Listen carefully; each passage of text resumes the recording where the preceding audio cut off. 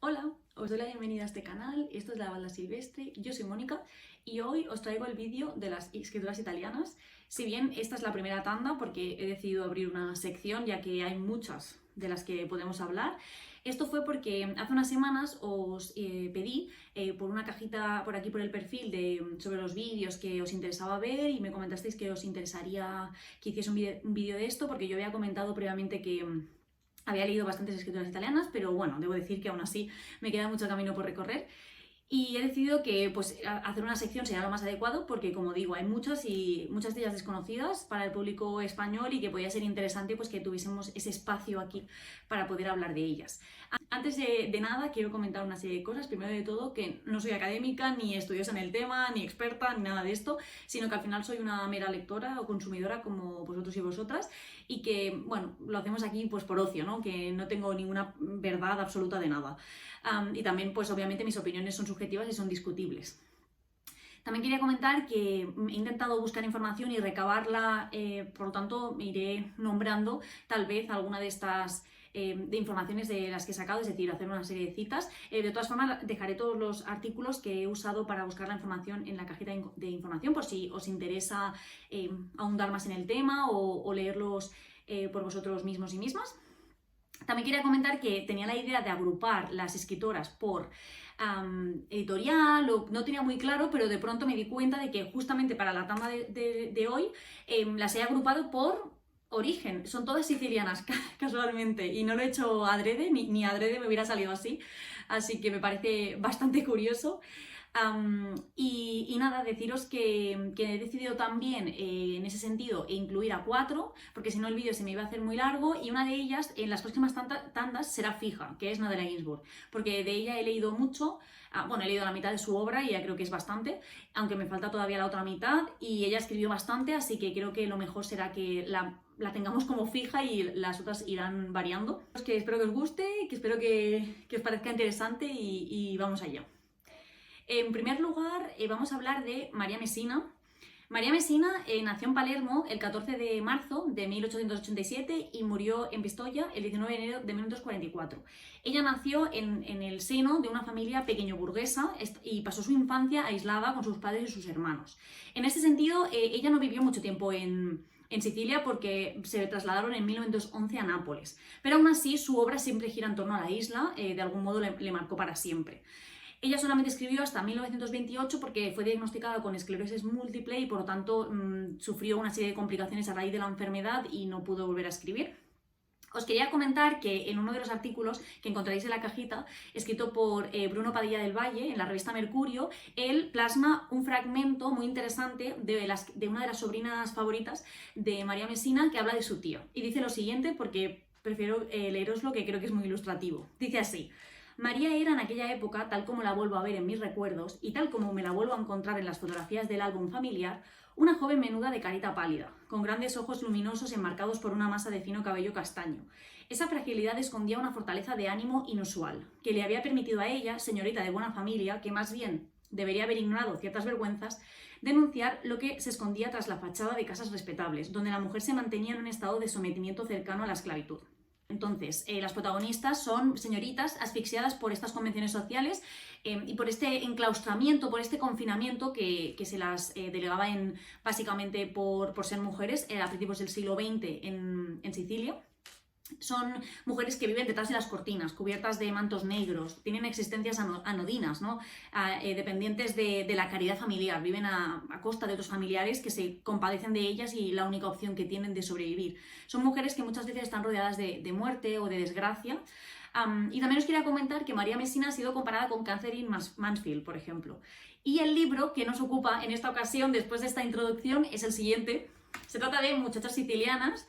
Este libro está publicado en Alta María Ediciones en español con la traducción de Raquel Olcoz y es un compendio de una serie de relatos. Entonces en estos relatos encontramos desde una mujer de mediana edad que no le han permitido casarse porque ya no procede por su edad a pesar de estar enamorada, una muchacha a la que el prometido la abandona y por lo tanto ella ya queda marcada por haber sido el interés de un hombre a pesar de no haber consumado el amor, una niña que su madre fallece y por lo tanto es adoptada por su tía y abuela pero no le dan el cariño que necesita, entre otras. Debo decir que el tema principal para mí, por lo tanto, es la pérdida que les supone a ellas, la muerte que les sobrevuela, la enfermedad, la desgracia, vestir de luto por precisamente esa pérdida o esa muerte, ¿no?, que las acompaña, ese confinamiento en casa, las miradas ajenas a través de las ventanas, a través de las cortinas, ¿no?, el intentar no ser señaladas, el intentar pasar desapercibidas para no ser criticadas.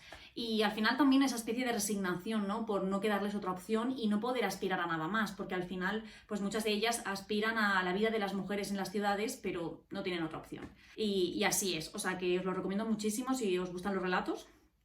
Y de ella sí que os puedo comentar que hay otros 2 libros que están publicados en ediciones del Oriente del Mediterráneo, se llaman La Casa del Callejón y Casa Paterna, pero son ediciones de los años 80-90 y por lo tanto no sé hasta qué punto están disponibles.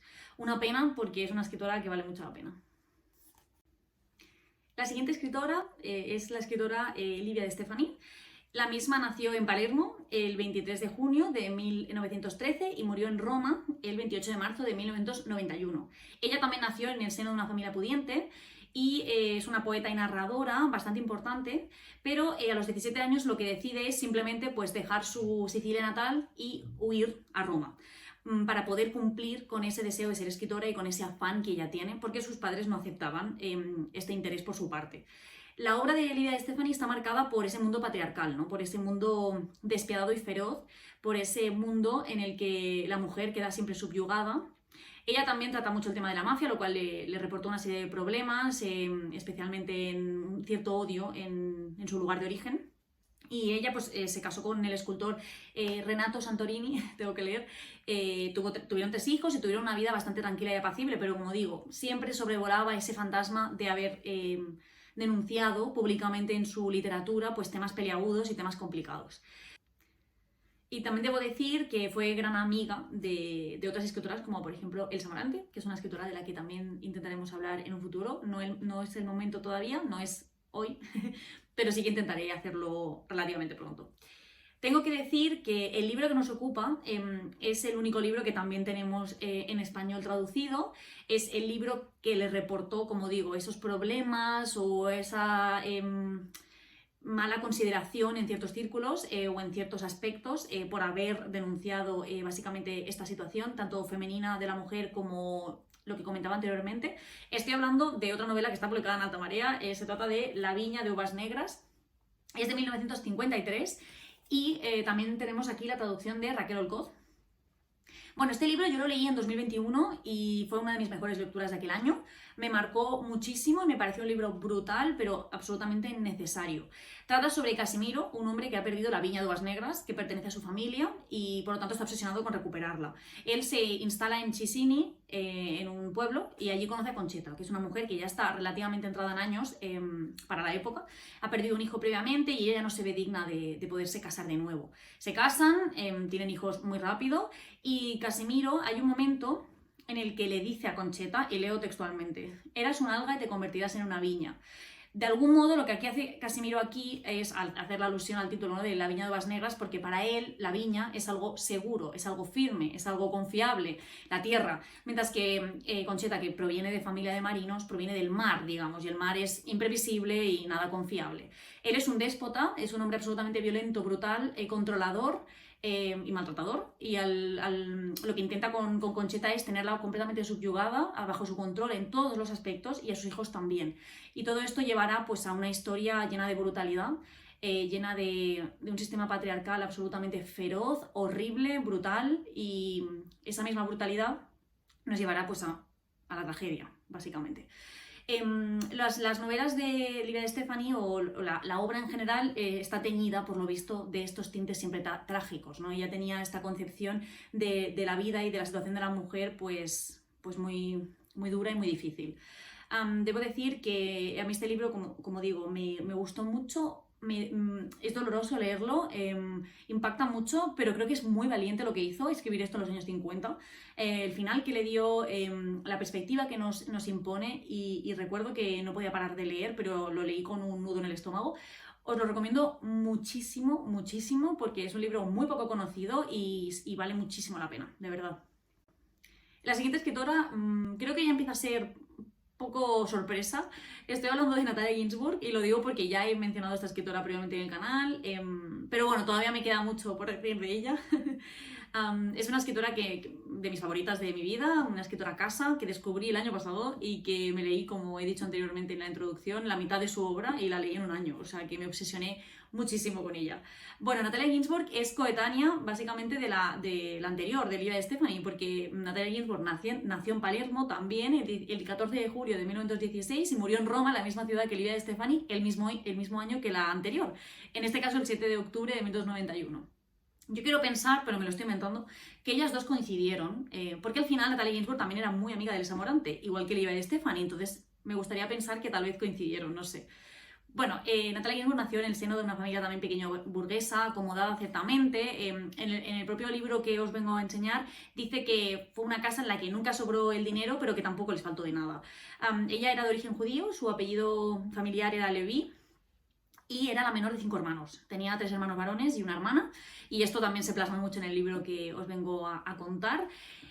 Os voy a hacer también pinceladas un poquito de su vida. Ella pasó su infancia en Turín, y en 1938 se casó con Leone Ginzburg, con el que tuvo 3 hijos. Esto es muy importante porque, primero de todo, Ginzburg es el apellido que ella adopta del marido, y es el apellido con el cual nosotras la conocemos, nosotras y nosotros. En segundo lugar, también tenemos que tener en cuenta que Natalia Ginzburg sufrió la pérdida del marido de manera abrupta y absolutamente horrorosa, que fue con la detención en 1944 de Leone Ginzburg y su tortura hasta la muerte en una cárcel de Roma, y por lo tanto de pronto se vio viuda y tuvo que salir adelante. Esto se ve muy claramente en una de sus novelas, que es Y eso fue lo que pasó. El tono de esa novela es atroz y muy duro y muy triste, y una novela que me gustó mucho, pero que no venimos a tratar en este vídeo, sino que en un futuro. Y en 1950 se volvió a casar y tuvo otros 2 hijos, si no recuerdo mal. En 1963 ganó el premio Strega, que es muy prestigioso en Italia, y es el premio por la novela de la que vengo a hablar hoy. Y sí que os quería comentar que la obra de Natalia Ginzburg es muy extensa, porque ella escribió desde artículos, relatos, narrativa, teatro, y por eso creo que hay mucho que comentar. Y especialmente, como en uno de los artículos que os dejo en la cajita de descripción, se comenta que Natalia Ginzburg, pues ella al final, con el tiempo, con su obra, pues se centró en el microcosmos familiar. Yo creo que al final es lo que a ella mejor se le da, que es hablar de la familia y de las relaciones familiares, ¿no? En 1983 fue nombrada diputada en el Parlamento italiano por el Partido Comunista y fue una gran amiga de Cesare Pavese, igual que también pues, frecuentó ciertos círculos, porque ella trabajó en la editorial Einaudi bastante tiempo y conoció a Italo Calvino, entre otros. Igual que también, he dicho anteriormente, fue amiga de Elsa Morante y de Alberto Moravia. Pues bien, después de todo esto, ya os vengo a hablar del libro en cuestión. Se trata de Léxico familiar, no sé si lo habíais adivinado. Este libro es de 1963 y es una especie de autobiografía novelada. Ella al final nos presenta a los personajes que son sus verdaderos familiares. No les cambia el nombre ni nada, sino que simplemente pues, nos los presenta tal y como fueron y como eran. En este caso, ella lo que hace es algo muy innovador. ¿Por qué? Porque básicamente lo que hace es coger pues, esos personajes de la vida real, plasmarlos con un estilo novelado, pero que en el fondo pues, es la realidad. Y entonces eso fue bastante innovador en el momento. Natalia Ginzburg nos presenta aquí a sus padres, primero de todo, que se llamaban Giuseppe y Lidia. Giuseppe era un hombre muy excéntrico, por lo que yo recuerdo en esta historia. Era un hombre bastante maniático, era profesor de anatomía en la universidad y él pues estaba como muy obsesionado con las bacterias. Entonces hay un momento de la narración que Natalia Ginzburg dice que su padre no le deja ir al colegio por el miedo a que ella pueda verse contagiada por alguna bacteria o algo así, por el estado en que se encontraban los colegios de principios del siglo XX en Italia en aquel momento. Entonces, pues ella pues, aprendió en casa, ¿no? A pesar de todo, era una persona bastante liberal, su padre, en pensamiento, lo cual también le reportó problemas con los fascistas. Y en ese sentido, él intentaba ser muy controlador con sus hijos y con su mujer, pero al final queda de manera como cómico, tal y como Natalia Ginzburg nos lo presenta, ¿no? Un hombre pues que al final, a pesar de intentar ser controlador, pues era un hombre muy excéntrico, muy extravagante. También Lidia, en ese aspecto, la madre de Natalia Ginzburg, pues era una mujer como muy soñadora, que rozaba un poco a veces ser un poco infantil, porque al fin parecía que no era muy consciente de lo que le pasaba a sus hijos y a su alrededor y vivía un poco en su mundo en ese sentido. Natalia Ginzburg, como he dicho anteriormente, era la hija menor de 5 hermanos, entonces ella siempre nos plasma esa perspectiva infantil de niña al inicio de la novela, mientras que el resto de sus hermanos ya son mayores, ya son adolescentes o ya son adultos, y las peleas y las trifulcas que tienen entre ellos, porque todos tienen unos caracteres muy fuertes, y es muy curioso ver que Natalia Ginzburg pues era más espectadora, más reflexiva, mientras que sus hermanos mayores pues siempre se metían en líos y también tuvieron problemas políticos por sus pensamientos.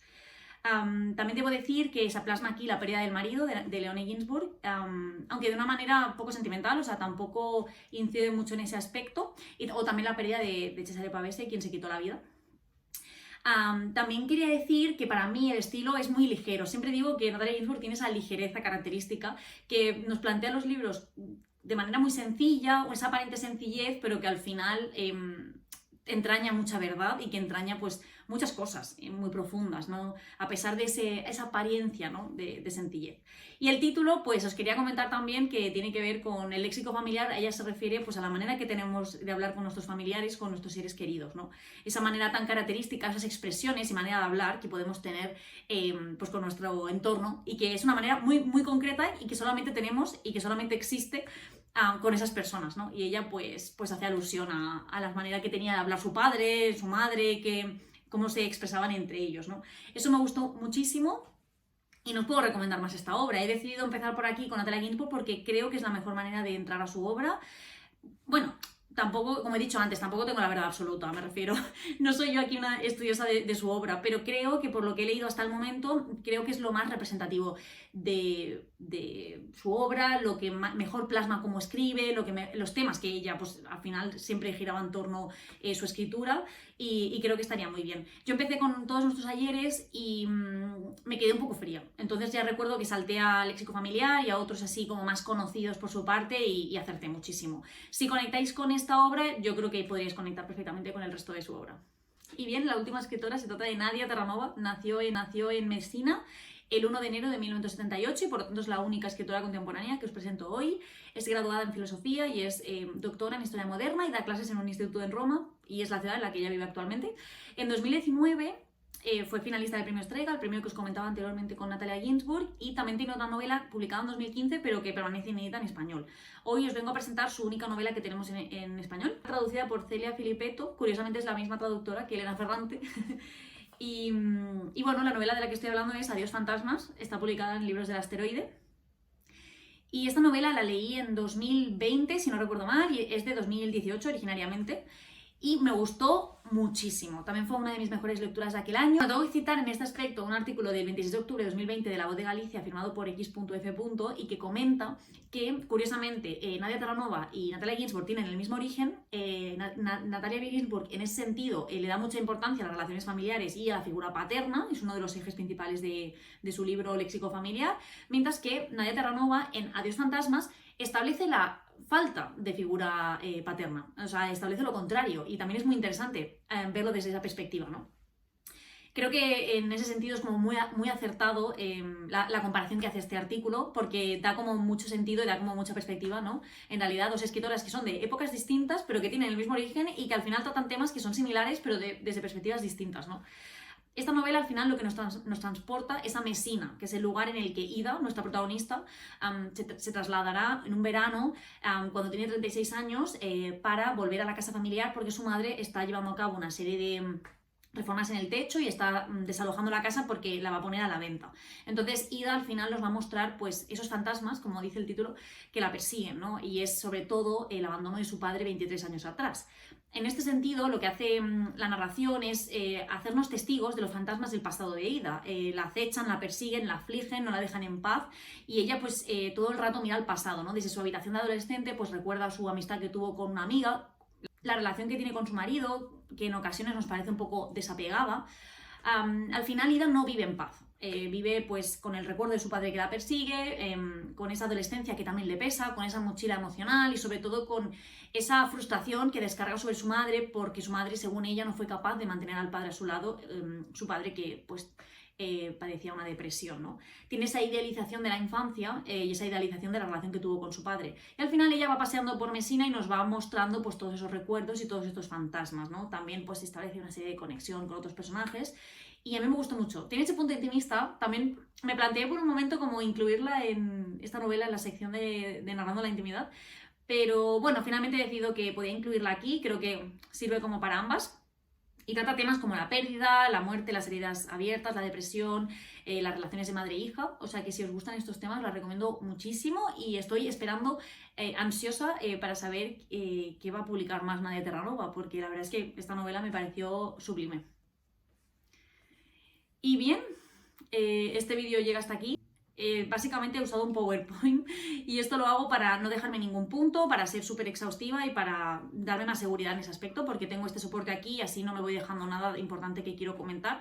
Bueno, he decidido empezar así con esta sección y me ha funcionado bastante bien, así que espero haber sido bastante acertada en lo que he ido comentando. Como digo, os dejo los artículos que ya os he comentado anteriormente en la cajita. Espero que os haya gustado, espero que os haya interesado, espero que, bueno, que me comentéis si algún libro de estos lo habéis leído o no, si os ha interesado o no, que me comentéis generalmente qué os parecen estas escritoras y nada, también os recuerdo que podéis suscribiros, darle like si os ha gustado y activar la campanita para que os lleguen las notificaciones de futuros vídeos. Muchas gracias por verme y nos vemos pronto. ¡Chao!